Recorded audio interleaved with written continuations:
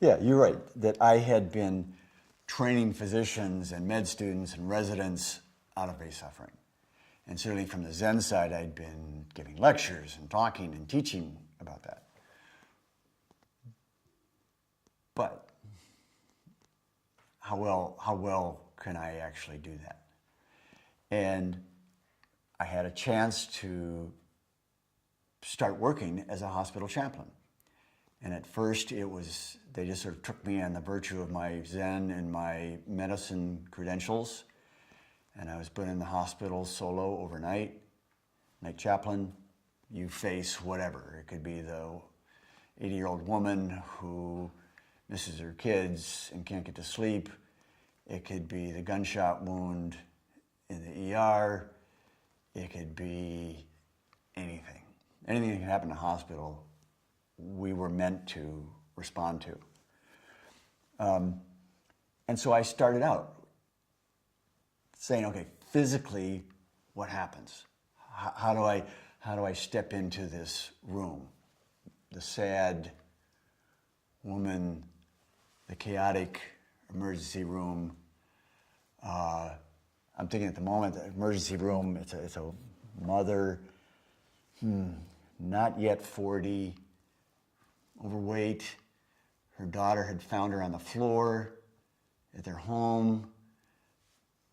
Had the presence of mind to get the ambulance, get her to the hospital. She's at the hospital, she's dead.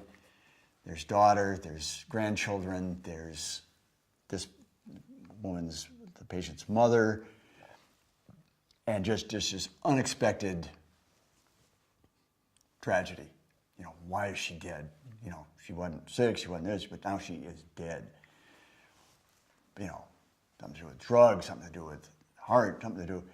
Then it turns out that because it was an unexplained sudden death, they need a coroner. They can't release the body until there's a coroner report. So the coroner comes, or the coroner calls in, and they're coming. But you know what? Because she's legally married, we got to have the husband. Now,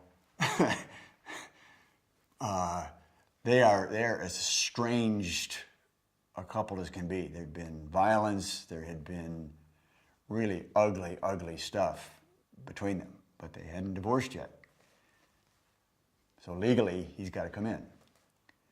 He comes in drunk. He comes in highly abusive, and the family isn't taking any of that, and they're giving it right back to him. And so it's just like a bad movie where all the pain, let's say, of the last 15 years is just present right now, right here. A lot of people.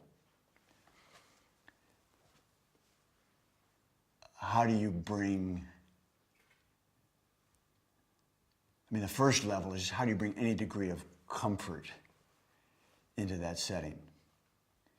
And again, what I found, somewhat by instinct, is, well, okay, here's a room, there's physicians, there's nurses, there's family, there's shouting, what I want to do is to see if I can just slow down everybody's breathing. Now, I'm not going to, raise my hand and say, okay, here's what we're going to do, everybody. I want you all to take a deep breath. There's this phenomena where if I can catch somebody's breath, let's say yours, you're there. If I can match your breathing, lock in, sink in, I'm breathing just as you're breathing. Then what I can do is I can start to slow my breathing down. And because we're locked in, you're not going to know it, but your breathing is starting to slow down. And because our breathing is starting to slow down, the doc's breathing is starting to slow down. And because his breathing is starting to slow down, the grandchild's breathing is starting to slow down. So the room becomes different. There is more freedom to what's appropriate. Instead of the sensation when you're really tense and caught up. Now I'm doing it in my own body. You don't have a lot of freedom of what's said, of what's expressed, of what's felt, of what's done, of what's not done. Instead, there's just kind of one channel at which everything's happening. And I wanted to open up more channels. Not saying what they should be, but just letting it possible for there to be more channels. And this is sort of abstract language, but I'm saying physically, I did what I could to change the rate of breathing in the room.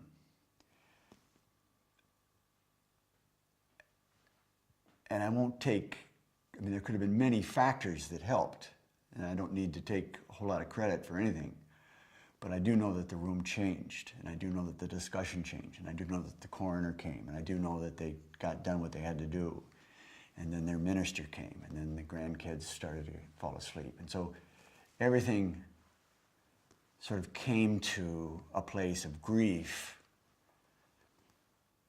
which is where it needed to be, rather than 15 years of domestic violence and unfolding tragedy and how come you never and this and this and this, which got in the way of, wow, you know, she's dead.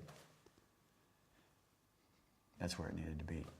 So I wanted more training. I mean, I thought, wow, this is a place where I've got enough instinct that now I want training to be better at this. And so I took on 3 months of formal training, which is just a fragment. I mean, the full-on set would have been a year and 3 months, and then more of an apprenticeship. And I didn't have that time to just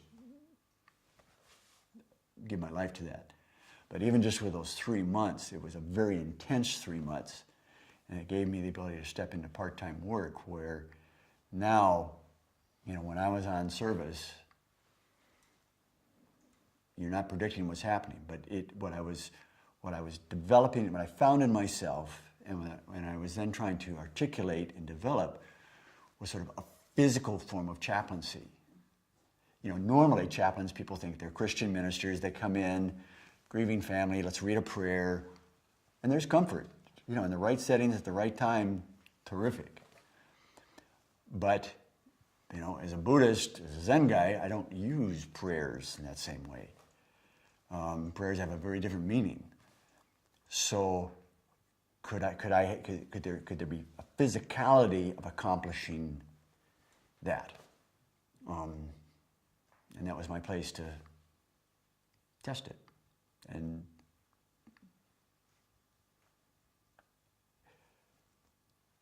I could see how far